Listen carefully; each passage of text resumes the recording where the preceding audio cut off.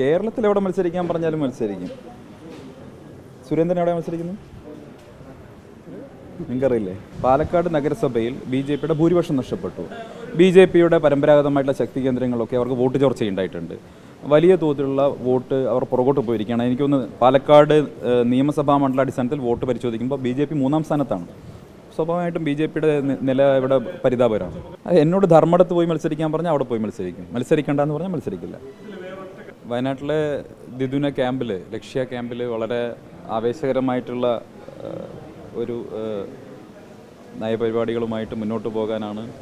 വളരെ ആവേശകരമായിട്ടുള്ള ക്യാമ്പായിരുന്നു. വളരെ ക്രിയാത്മകമായിട്ടുള്ള ചർച്ചകളുണ്ടായി, പ്രൊയാക്റ്റീവായിട്ടുള്ള ചർച്ചകളുണ്ടായി, പ്രൊഡക്റ്റീവായിട്ടുള്ള ചർച്ചകളുണ്ടായി. അതിൻ്റെ അടിസ്ഥാനത്തിൽ മുന്നോട്ട് പോകാനുള്ള നയപരിപാടികളുമായിട്ടാണ് അത് സമാപിച്ചിട്ടുള്ളത്. അതിൻ്റെ ആവേശം ഉൾക്കൊണ്ടുകൊണ്ടാണ് ഞങ്ങളെല്ലാവരും പ്രവർത്തിക്കുന്നത്. അതുമായി ബന്ധപ്പെട്ട യോഗമാണ് ഇന്ന് പാലക്കാട് നടക്കുന്നത്. ബഹുമാനപ്പെട്ട അഖിലേന്ത്യാ ജനറൽ സെക്രട്ടറി ദീപദാസ് മുൻഷിജി വരുന്നുണ്ട്. ആ യോഗമാണ് ഇന്നിവിടെ നടക്കുന്നത്. SIRമായി ബന്ധപ്പെട്ട കാര്യങ്ങളിൽ ഒക്കെ വളരെ വിപുലമായിട്ടുള്ള പ്രവർത്തനങ്ങൾ ആസൂത്രണം ചെയ്യുകയും അത് നടപ്പാക്കുകയും ചെയ്യുക. ഈ പാലക്കാട് ജില്ലയിൽ 5 സീറ്റുകൾ ഉറപ്പാണെന്ന് പറയുന്നുണ്ട്. പക്ഷേ തദ്ദേശത്തിലെ കണക്ക് നോക്കുമ്പോൾ അങ്ങനെ അത്ര ആ സാഹചര്യം കാണുന്നുമില്ല. അപ്പോൾ എന്താണ് അതിൻ്റെ? തദ്ദേശ സ്വയംഭരണ തെരഞ്ഞെടുപ്പ് സ്വാഭാവികമായിട്ടും എല്ലാ കാലത്തും ഇടതുപക്ഷത്തിന് അനുകൂലമായിട്ടുള്ള സാഹചര്യമാണ് കേരളത്തിൽ ഉണ്ടാകാറുള്ളത്. പക്ഷേ ഇത്തവണ UDFൻ്റെ വലിയൊരു സർജ്, വലിയൊരു മുന്നേറ്റം ഉണ്ടായി. ഈ തെരഞ്ഞെടുപ്പിൽ പൂർണ്ണമായിട്ടും സംസ്ഥാന സർക്കാരിനെതിരായിട്ടുള്ള ജനവികാരം പൂർണ്ണമായിട്ടും പ്രതിഫലിച്ചിട്ടില്ല. അത് പൂർണ്ണമായും പ്രതിഫലിക്കാൻ പോകുന്നത് നിയമസഭാ തെരഞ്ഞെടുപ്പിലാണ്.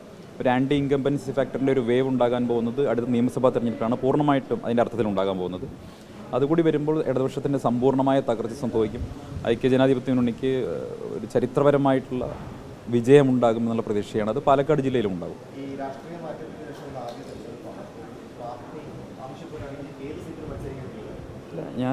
ഞാൻ മാറിയത് തെരഞ്ഞെടുപ്പ് കാലത്തായിരുന്നല്ലോ. അത് കഴിഞ്ഞ് വീണ്ടും ഒരു തെരഞ്ഞെടുപ്പുണ്ടായി, തദ്ദേശ സ്വയംഭരണ തെരഞ്ഞെടുപ്പുണ്ടായി. അപ്പോൾ അതുകൊണ്ട് ഒരു പുതുമയല്ല. നിയമസഭാ തെരഞ്ഞെടുപ്പുമായി ബന്ധപ്പെട്ട് പാർട്ടി നൽകുന്ന ചുമതലകൾ ഏതായാലും അത് നിർവഹിക്കും.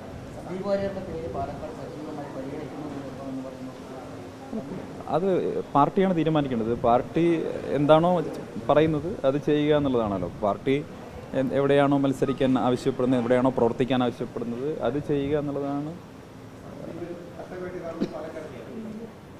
പാലക്കാട് എൻ്റെ ജില്ലയാണ്, എൻ്റെ നാടാണല്ലോ. പാലക്കാട് ഏത് മണ്ഡലമാണെങ്കിലും മത്സരിക്കാൻ പറഞ്ഞാൽ മത്സരിക്കും. കേരളത്തിൽ എവിടെ മത്സരിക്കാൻ പറഞ്ഞാലും മത്സരിക്കും. സുരേന്ദ്രൻ എവിടെ മത്സരിക്കുന്നു നിങ്ങൾക്കറിയില്ലേ? നിങ്ങൾ ജനമല്ലേ?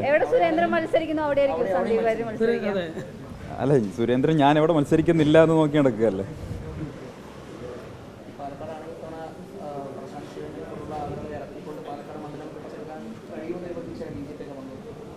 അല്ല, തദ്ദേശ സ്വയംഭരണ തെരഞ്ഞെടുപ്പിൻ്റെ കാറ്റ് വളരെ വ്യക്തമല്ലേ, ദിശ വളരെ വ്യക്തമാണല്ലോ. അത് സംസ്ഥാന ഭരണകൂടത്തിനെതിരായിട്ടുള്ളൊരു ജനവിധിയാണ്. ആ ജനവിധി പൂർണ്ണമായും UDFന് അനുകൂലമാണ്. BJPയുടെ വോട്ട് ഷെയർ വലിയ തോതിൽ കുറഞ്ഞിരിക്കുകയാണ്. പാലക്കാടും അത് കണ്ടു. പാലക്കാട് നിലവിൽ തദ്ദേശ സ്ഥാപനങ്ങളിലേക്ക് നടന്ന തെരഞ്ഞെടുപ്പിലൊക്കെ BJPക്ക് വലിയ തിരിച്ചടിയാണ്. മുനിസിപ്പാലിറ്റിയിൽ 3 സീറ്റുകളുടെ കുറവ് സംഭവിച്ചിട്ടുണ്ട്. ഭൂരിപക്ഷം നഷ്ടപ്പെട്ടിരിക്കുകയാണ്. പാലക്കാട് ജില്ലയിൽ തന്നെ BJPക്ക് നേരത്തെ ഉണ്ടായിരുന്ന മുൻതൂക്കം നഷ്ടപ്പെട്ടിട്ടുണ്ട് വിവിധ നഗരസഭകളിൽ. അതൊക്കെ സ്വാഭാവികമായിട്ടും BJPയുടെ നില ഇവിടെ കൂടുതൽ പുറകിലോട്ടാണ് കൊണ്ടുപോയിരിക്കുന്നത്. ഇവിടെ ആര് സ്ഥാനാർത്ഥിയായാലും BJP വലിയ തോതിൽ പരാജയപ്പെടും. സന്ദീപ്, രാഹുൽ എന്നൊരു കാര്യം പാലക്കാടുണ്ട്. കാരണം രാഹുലിനെതിരായിട്ടുള്ള പരാതികൾ, ആരോപണങ്ങളെല്ലാം നിലനിൽക്കുകയാണ്. അങ്ങനെ അത്തരത്തിൽ കാര്യങ്ങൾ നിലനിൽക്കുമ്പോൾ പാലക്കാട് മണ്ഡലത്തിൽ വലിയൊരു തിരിച്ചടി ഉണ്ടാവാൻ സാധ്യതയുണ്ട്. ഈ തെരഞ്ഞെടുപ്പിൻ്റെ വരാൻ പോകുന്ന നിയമസഭാ തെരഞ്ഞെടുപ്പ് കഴിഞ്ഞ 10 വർഷക്കാലമായി കേരളത്തിൽ ഇടതുപക്ഷ സർക്കാർ നടത്തിയിട്ടുള്ള പ്രവർത്തനങ്ങളെ സംബന്ധിച്ചുള്ള ജനങ്ങളുടെ വിലയിരുത്തലാണ്. അവിടെ 10 വർഷക്കാലമായി അവരനുഭവിക്കുന്ന ജീവിത യാഥാർത്ഥ്യങ്ങളും ദുരിതങ്ങളുമുണ്ട്. അതിനെതിരായിട്ടുള്ള ജനവിധിയാണ് രേഖപ്പെടുത്താൻ പോകുന്നത്. പാലക്കാട് മണ്ഡലം കേരളത്തിലാണല്ലോ. പാലക്കാട് മണ്ഡലത്തിലെ ജനങ്ങൾ കേരളത്തിലെ പിണറായി സർക്കാരിൻ്റെ ഭരണത്തിൻ്റെ എല്ലാ നയവൈകല്യങ്ങളും അനുഭവിച്ചവരാണ്. അതിൻ്റെ എല്ലാ പ്രയാസങ്ങളും അനുഭവിച്ചവരാണ്. അതൊക്കെ നിങ്ങൾ പോലും ചർച്ച ചെയ്യുന്ന നിർത്തിയില്ല. നഗരസഭയിൽ ഭരണം പിടിക്കുന്നു പറഞ്ഞിട്ട് പോലും പിടിക്കാൻ കഴിഞ്ഞിട്ടില്ല. അത് രാഹുൽ വിഷയം ഉൾപ്പെടെ അവിടെ സ്വാധീനിക്കപ്പെട്ടു എന്നുള്ളതാണ് പറയുന്നത്. അല്ല, പാലക്കാട് നഗരസഭയിലും BJP പുറകിലോട്ടാണല്ലോ, ഭൂരിപക്ഷം നഷ്ടപ്പെട്ടല്ലോ. അപ്പോൾ ഭരണത്തിലേറുന്നുള്ളതായിരുന്നു ആത്മവിശ്വാസമായിട്ട് പറഞ്ഞിട്ടുണ്ടായിരുന്നു. അല്ല, പാലക്കാട് നഗരസഭയിൽ BJPയുടെ ഭൂരിപക്ഷം നഷ്ടപ്പെട്ടു. BJPയുടെ പരമ്പരാഗതമായിട്ടുള്ള ശക്തി കേന്ദ്രങ്ങളൊക്കെ അവർക്ക് വോട്ട് ചോർച്ചയുണ്ടായിട്ടുണ്ട്. വലിയ തോതിലുള്ള വോട്ട് അവർ പുറകോട്ട് പോയിരിക്കുകയാണ്. എനിക്കൊന്ന് പാലക്കാട് നിയമസഭാ മണ്ഡലാടിസ്ഥാനത്തിൽ വോട്ട് പരിശോധിക്കുമ്പോൾ BJP 3-ാം സ്ഥാനത്താണ്. സ്വാഭാവികമായിട്ടും BJPയുടെ നില ഇവിടെ പരിതാപകരമാണ്.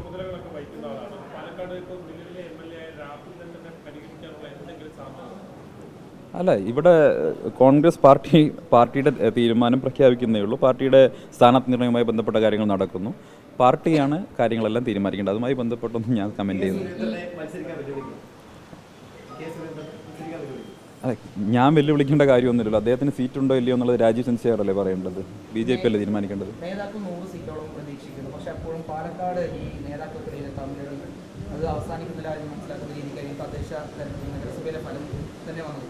പല വാർഡുകളിലും ഇത്തരത്തിൽ തമ്മിലടി ഗ്രൂപ്പിസം വിഭാഗീയത ഇതിന് പേരിൽ മാത്രം കോൺഗ്രസിലെ ചില പ്രമുഖ സ്ഥാനാർത്ഥികൾ തോറ്റുപോകുന്ന സ്ഥിതി ഉണ്ടായിരുന്നു. ഈ നിയമസഭാ തെരഞ്ഞെടുപ്പ് വരുമ്പോഴും അതൊരു തിരിച്ചടി ഉണ്ടാകുമെന്ന് ഈ കഴിഞ്ഞ തദ്ദേശ സ്വയംഭരണ തെരഞ്ഞെടുപ്പ് എൻ്റെ ഒരു രാഷ്ട്രീയ പരിചയത്തിൽ, അനുഭവത്തിൽ UDF ഏറ്റവും ശക്തമായി ഏറ്റവും കുറഞ്ഞ അഭിപ്രായ വ്യത്യാസങ്ങളോടെ നേരിട്ടുള്ള തെരഞ്ഞെടുപ്പാണ്. അതിൻ്റെ ഗുണം ലഭിക്കുകയും ചെയ്തിട്ടുണ്ട്.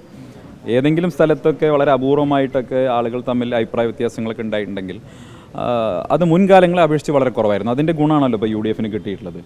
അത്തരത്തിൽ അഭിപ്രായ വ്യത്യാസങ്ങൾ പാലക്കാട് ജില്ലയിൽ ഏറെ ഉണ്ടായിരുന്ന ഏത് പക്ഷത്തായിരുന്നു? CPMലായിരുന്നു. CPMൽ പരസ്യമായിട്ട് വിമതപക്ഷം മണ്ണാർക്കാട് ഉൾപ്പെടെയുള്ള മേഖലകളിൽ പ്രവർത്തിച്ചു, അവിടെ മത്സരിച്ചു. CPMൻ്റെ സ്ഥാനത്ത് ഒരു വോട്ട് മാത്രം കിട്ടിയിട്ടുള്ള വാർഡൊക്കെ ഉണ്ട്. അപ്പോൾ അത്തരം സാഹചര്യങ്ങളൊക്കെ LDFനാണ് കൂടുതൽ അത് ദോഷം ചെയ്തിട്ടുള്ളത്. ഇത്തവണ കോൺഗ്രസിനെയും UDFനെയും സംബന്ധിച്ചോളം ഏറ്റവും കുറഞ്ഞ വിമത പ്രശ്നങ്ങളും ഒക്കെ ഉണ്ടായിരുന്ന തെരഞ്ഞെടുപ്പാണ്. ഏറ്റവും ശക്തമായി സുശക്തമായി ഐക്യത്തോടെ നേരിട്ടുള്ള തെരഞ്ഞെടുപ്പാണ്. ആ ഐക്യബോധം മുന്നോട്ട് കൊണ്ടുപോകും. ആ തീരുമാനമെടുത്തുകൊണ്ടാണ് ഈ ലീഡേഴ്സ് സമ്മിറ്റ് അവസാനിച്ചിട്ടുള്ളത്. എന്നോട് ധർമ്മടത്ത് പോയി മത്സരിക്കാൻ പറഞ്ഞാൽ അവിടെ പോയി മത്സരിക്കും. മത്സരിക്കേണ്ടെന്ന് പറഞ്ഞാൽ മത്സരിക്കില്ല.